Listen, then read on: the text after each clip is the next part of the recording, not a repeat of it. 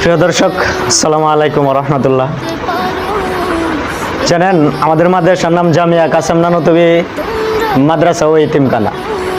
যে পোলাবানগুলো আছে, এই পোলাবানগুলো আমাদের ইতিমখানায় পড়ে।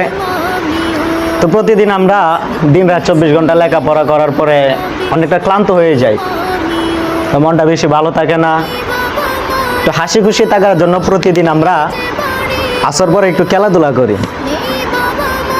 তো আজকে যে খেলাধুলা করবো এমন কোনো পজিশন আমাদের কাছে নাই, কারণ এই যে দেখেন আমাদের যে বলগুলা ছিল সব বলগুলো নষ্ট হয়ে গেছে, লিক হয়ে গেছে। এই যে দেখেন, এই যে এটা আমরা নিজের টাকাতে কিনছিলাম, নষ্ট হয়ে গেছে।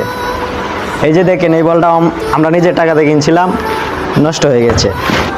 এই যে একটা বল, এটাও নষ্ট হয়ে গেছে, খেলার মতো কোনো পরিস্থিতি নেই।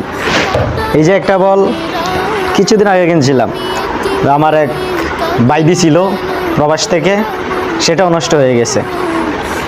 এই যে দেখেন একটা বল, এটাও নষ্ট হয়ে গেছে। এখন যে আমাদের মাদ্রাসার ছাত্রগুলো খেলাধুলা করবে এমন কোনো পরিস্থিতি নাই, তাই আজকে সবার মনটা একটু খারাপ। কিছু করার নাই, কপালে যা থাকে।